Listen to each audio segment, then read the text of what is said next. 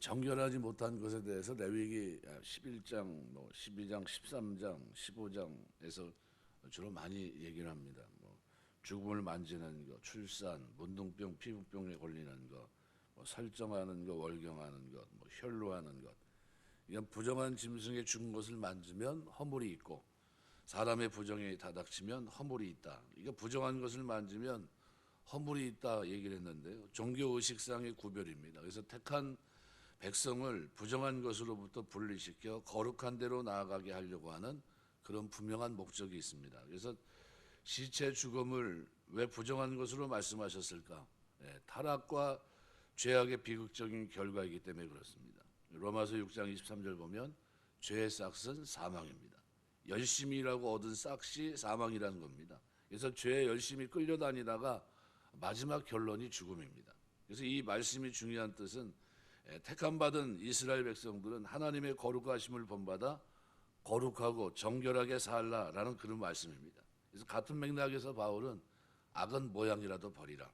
그러니까 데살로니가전서 5장 22절 말씀대로 그래서 악은 조그만 것이라도 버려야 됩니다. 옛날 어른들이 이런 말을 많이 썼습니다. 겉골 속골이라는 얘기를 많이 썼어요. 겉모양 보면 속도 알 수 있다는 겁니다. 그러니까 백성들의 내적 거룩성을 보존하기 위해서 외적 정결법을 만들었는데 그 중 하나가 부정한 것을 만지지 말라는 거예요. 겉골 속골입니다. 그러니까 사람의 부정이 어떠한 부정이든지 그것을 깨달았을 때는 허물이 있다. 그러니까 자기 멋대로 사는 사람들이 아니죠. 그래서 자기 멋대로 살면 이게 죄 가운데 살 수밖에 없다는 겁니다. 부지 중에 무심 중에 정결하지 못한 행동을 하고서도 깨닫지 못하는 경우가 허다합니다. 죄를 그래서 깨닫는 것이 중요한데 성도답게 살지 못하면서 그것이 잘못이라고 깨닫지도 못하고 우리의 영적 감각이 희미해지고 기도의 문이 닫히고 기도가 안 되고 그럼 실패한 겁니다. 그러니까 하나님과의 관계가 멀어지기 때문에 기쁨이 사라집니다. 교회 나가려고 하는 의지도 사라지고. 이건 뭐 때문에 그러냐면 숨겨진 죄, 정결하지 못한 것 때문에 그렇습니다. 왜 숨겨진 죄악이 정결치 못한 것인가? 죄를 알지 못하기 때문입니다. 만약 우리가 스스로 깨닫지 못해서 하나님께서 깨닫게 하실 때까지 아픔이 있거나 그러면 부끄러움이 있는 겁니다. 그래서 우리가 정결하지 못한 것 이것도 물론 중요하지만 오늘 4절에서는 또 한 가지 얘기합니다. 함부로 말하는 것. 함부로 말한다는 것은 무심 중에 하는 말을 말합니다. 무심코 한 말, 거칠게 말한다 또는 무모하게 말한다, 함부로 짓거린다, 이런 의미로도 볼 수 있는데요. 무심 중에 맹세를 바란다는 것은 경솔하게 함부로 말을 하는 걸 뜻합니다. 그래서 구약에서는 맹세는 언제나 하나님 이름으로 하게 되어 있습니다. 그래서 맹세를 안 하는 것이 좋습니다. 왜냐하면 인간이 연약하기 때문에 맹세해놓고 지킬 수가 없기 때문입니다. 지키지 못한 약속을 순간적인 기분 또는 흥분 또는 혈기 등으로 쉽게 맹세하고 지키지 못하면 이것이 하나님께 허물이라는 겁니다. 우리가 사람 앞에서 맹세를 하지만 실상을 하나님께서 다 듣고 계십니다. 그러니까 하나님이 은혜 주셔야 이것도 하고 저것도 하는 겁니다. 그래서 이 말 부분을 가장 많이 다룬 것이 신약에서 야고보서입니다. 야고보서 말씀해 보시면은 4장서부터 4장 13절 14절에 이렇게 얘기합니다. 들으라 너희 중에 말하기를 오늘이나 내일이나 우리가 어떤 도시에 가서 거기서 1년을 머물며 장사하여 이익을 보리라 하는 자들아 내일 일을 너희가 알지 못하는도다. 너희 생명이 무엇이냐 너희는 잠깐 보이다 없어지는 안개니라. 너희가 도리어 말하기를 주의 뜻이면 우리가 살기도 하고 이것이나 저것을 하리라 할 것이거늘 이제도 너희가 허탄한 자랑을 하니 이러한 자랑은 다 악한 것이니라. 그러므로 사람이 선을 행할 줄 알고 행치 아니하면 죄니라. 이건 함부로 말을 해서 다른 사람들의 마음을 아프게 하는데 이런 것들이 너무 많죠. 그래서 말하고 실천하지 않으면 그것이 죄라고 하는 겁니다. 그래서 야고보서 3장 1절에서도 형제들아 너희가 선생된 우리가 더 큰 심판 받을 줄 알고 많이 선생되지 말아라. 선생들이 말을 많이 하게 됩니다. 그래서 그 말한 것에 대해서 책임을 져야 될 의무가 있다는 겁니다. 그래서 옛날 격언에서 삼고일언이란 말이 그냥 나온 게 아닙니다. 좀 생각하고 말하고 언행일체 사람이 되라. 이거 굉장히 중요하지 않습니까? 말과 행동이 같아야 된다는 거죠. 그래서 야고보서 5장 12절 보면 내 형제들아 무엇이든지 맹세하지 말지니 하늘로나 땅으로나 아무 다른 것으로도 맹세하지 말고 오직 너희의 그렇다는 것은 그렇다 하고 아니라는 것은 아니라 하여 죄 정함을 면하라 그랬어요. 그러니까 말이 굉장히 중요합니다. 야고보서 3장 2절 말에 실수가 없는 자면 온전한 자라 능히 온몸도 굴레 씌우리라.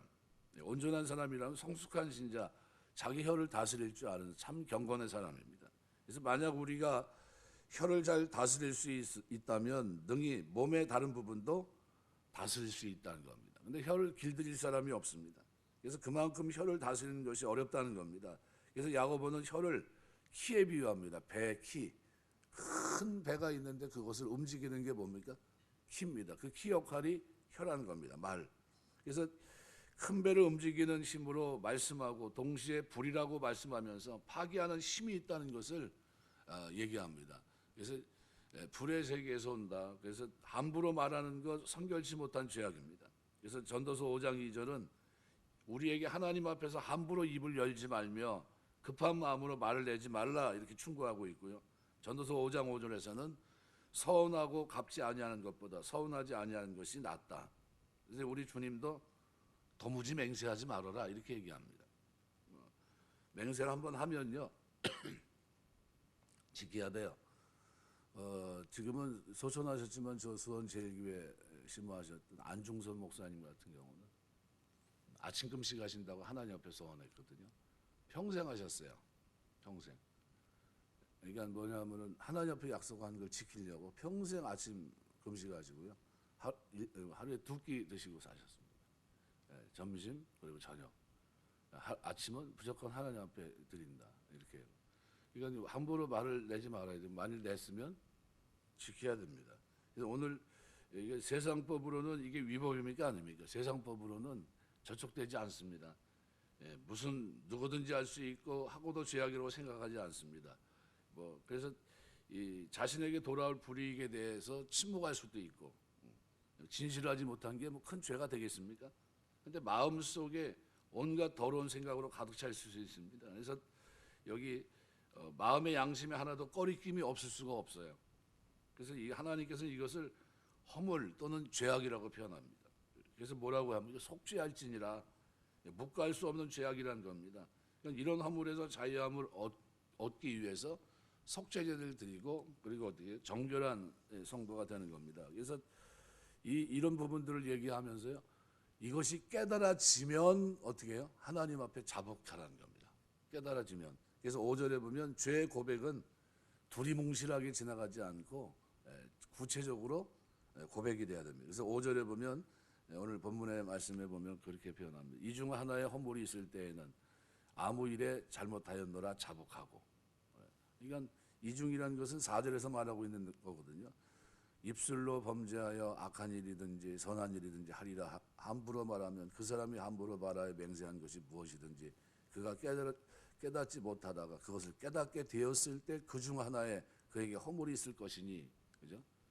깨닫게 됐을 때 이게 내가 잘못했구나 이게 이런 게 맞는데 말이 실수구나 그렇게 되면 어떻게 해요? 이건 허물입니다. 그래서 아무 일에 잘못하였노라 자복하고 내가 이 말을 아무개들 만났는데 엉뚱한 소리를 해가지고 하나님 앞에 죄를 졌습니다라는 거예요. 그러니까 이것을 깨달은 사람은 범가하였노라 하나님 앞에 자복하라고 합니다. 속죄제를 드릴 때는 그냥 제사만 드리는 게 아니라 자신이 범한 죄에 대해서 제사장 앞에서 구체적으로 열거하고 자복해야 됩니다.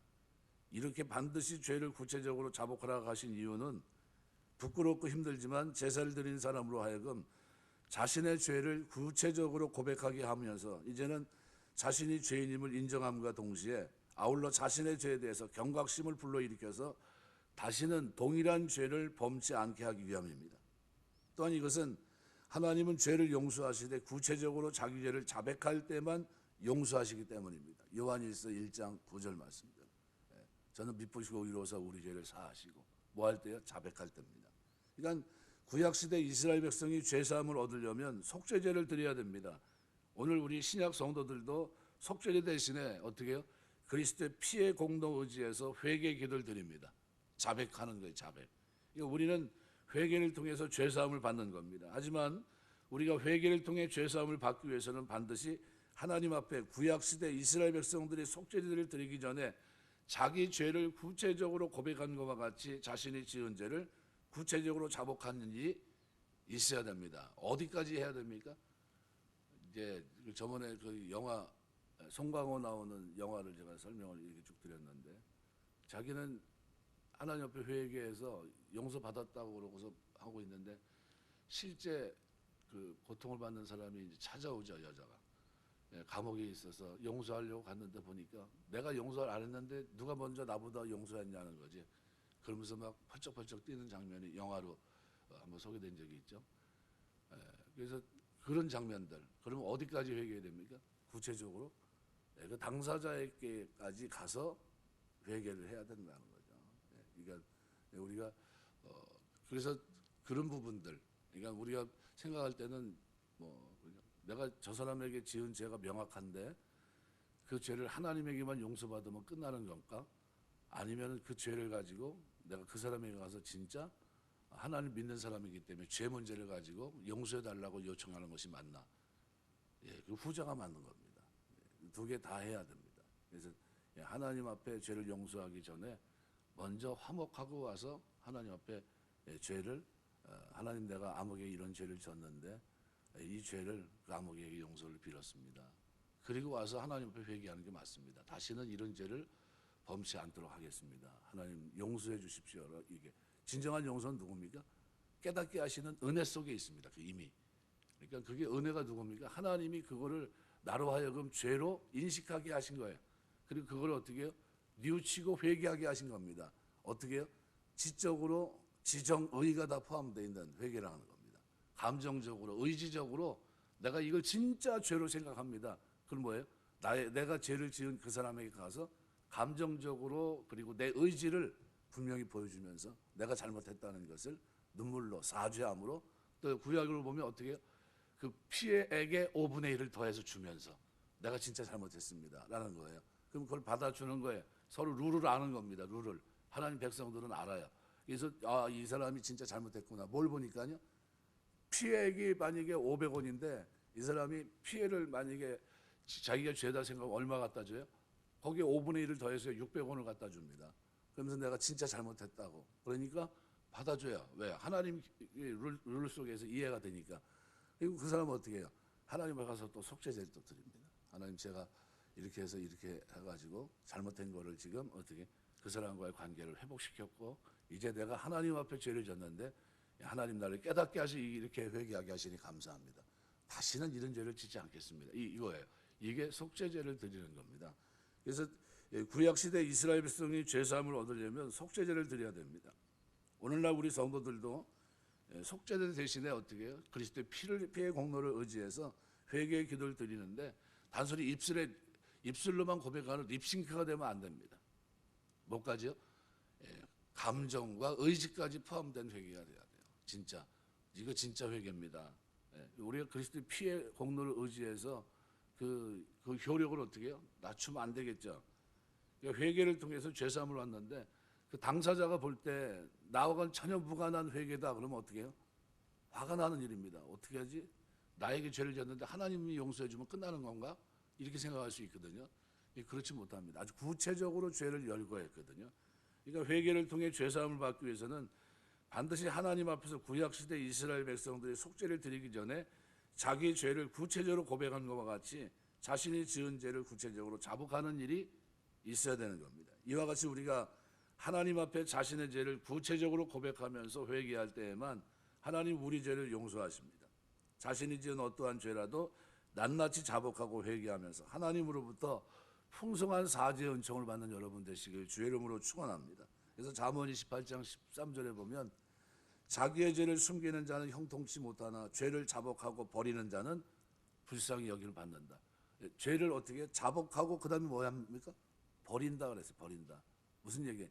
다시는 이렇게 살지 않겠습니다. 내가 이 죄를 반복하지 않겠습니다. 왜요? 이 죄를 깨닫게 했을 때 들어가는 비용이 어때요? 만만치 않거든요. 그죠? 엄청난 겁니다. 그죠? 남들이 볼 땐 죄가 아니라고 하는데 하나님 앞에 이것이 죄예요. 그러니까 이것을 가지고 해결하고 또 그렇게 산다. 무슨 말이에요? 말로써 사람들에게 막 그냥 자기를 떠버렸어요. 막 그렇게 했는데 어느 날 기도하다 보니까 이게 죄예요.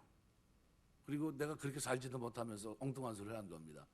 그럼 어떻게 해야 돼요? 가서 내가 참 사람이 분수에 맞지 않는 말을 해서 내가 좀 그렇지 못한 사람인데 그렇게 됐다고 미안하다고 그건 내 능력 바깥의 일이다고 미안하다고. 그리고 그걸로 끝나는 게 아니라 어떻게 해요? 제사장 앞에 가서 재물을 가지고 와서 내가 이렇게 해가지고 실수를 했는데 다시는 이런 실수를 안 하려고 합니다. 뭐가 들어가요? 재물 값비싼 대가가 들어가는 겁니다. 그리고 난 후에 회개하면 그 회개하는데 뭐까지 들어갑니까? 완전히 결단하는 겁니다. 이제는 저렇게 살지 말아야지까지 들어가는 거예요. 내가 이거 손해가 이만저만 아니다라는 거죠. 죄를 자복하고 버리는 자는 불쌍히 여김을 받는다는 거예요. 시편 32편 5절 보면 내가 이르기를 내 허물을 여호와께 자복하리라 하고 주께 내 죄를 아뢰고 내 죄악을 숨기지 아니하였더니 곧 주께서 내 죄의 악을 사하셨나이다. 여기서 허물이라고 나왔잖아요. 허물. 내가 이르기를 내 허물을 이 뭐예요? 깨닫게 했을 때 이 허물은 뭐예요? 하나님께서 은혜 주셔서 깨달았을 때 이 허물을 깨달았을 때거든요. 그러니까 허물은 여호와께 자복하리라 하고 주께 내 죄를 아뢰고 내 죄악을 숨기지 아니하였더니 주께서 내 죄의 악을 사하셨나이다. 그러니까 우리가 제일 큰 은혜가 뭐라 그랬습니까? 깨닫는 은혜가 큰 복입니다. 그래서 5절 6절 말씀 그대로 하나님께서는 이스라엘 백성들이 1절에서 4절에 언급된 죄 중 하나라도 범했을 경우에는 반드시 그 죄를 자복하고 그 죄로 인해서 하나님께 암컷 어린 양이나 염소를 끌어다가 속죄제를 드리라고 명령합니다. 그런데 1절에서 4절에 언급된 죄는 우리가 생각할 때 그리 큰 죄가 아닙니다. 그러니까 인간적인 관점으로 보면 아주 작고 사소한 과실에 불과합니다. 그런데도 하나님이 이러한 사소한 죄를 인해서 양이나 염소를 잡아 하나님께 속죄제를 드리라고 명령합니다. 어찌 생각하면 이것은 너무나 지나친 명령이 아닐까 생각이 드는데요. 하지만 이것은 지나친 명령이 아닙니다. 왜냐하면 사소한 죄에 대해서 철저하게 속죄하지 않는다면 이스라엘 백성들은 점차 죄의식을 잃어버리기 때문입니다. 결국 나중에는 아무리 큰 죄를 져도 그것을 크게 여기지 않게 됩니다. 사람들이 죄가 크다 혹은 작다 여기는 것은 단지 죄악된 인간의 기준에 의한 판단일 뿐입니다. 우리의 기준으로 보면 아담과 하와가 선악과를 따먹은 건 큰 죄라고 볼 수 없습니다. 하지만 그 사소하다고 생각한 죄악이 인간 전체를 영원한 멸망에 이르게 하고 말았던 겁니다. 그래서 하나님 앞에 사소한 죄는 없어요. 그래서 죄는 크고 무겁고 가벼운 것이 없습니다. 죄는 다 똑같이 죄입니다. 똑같은 거예요. 그래서 하나님의 명령과 그 뜻에 어긋나면 그것이 곧 사람을 영원한 멸망에 이르는 무서운 죄가 되는 겁니다. 그래서 예수님께서는 마태복음 5장 22절 그죠? 그걸 말씀하셨고 또 데살로니가전서 5장 22절 보면 바울은 악은 모양이라고 버리라고 얘기합니다. 그래서 사소한 죄도 우리가 어떻게 용납하지 말아야 됩니다. 예배서 5장 3절 음행과 온갖 더러운 것과 탐욕은 너희 중에서 그 이름이라도 부르지 말아라. 이는 성도의 마땅한 반이라. 성도라고 한다면 이거 어떻게 이름조차도 부르지 말아라. 뭐에 근절하는 거. 완전히 가까이 조그만 걸 알지라도 틈을 보이지 말아라. 왜요? 하나님 우리를 거룩의 자리로 부르셨기 때문에 그렇습니다. 말씀 맺겠습니다. 우리 신앙생활하는 동안 하나님이 나를 거룩한 성화의 삶을 살 수 있도록 그리고 우리 삶을 번제, 소제, 화목제처럼 태워서 하나님 앞에 받아들일 수 있는 인생으로 우리를 부르셨다는 사실 앞에 여러분이 늘 감사하시면서요. 하루하루를 살면서 죄를 버리고 의 가운데 거하시고 또 거룩한 길을 걸을 수 있는 저와 여러분의 믿음 생활 되시길 주의 이름으로 축원합니다. 기도하겠습니다.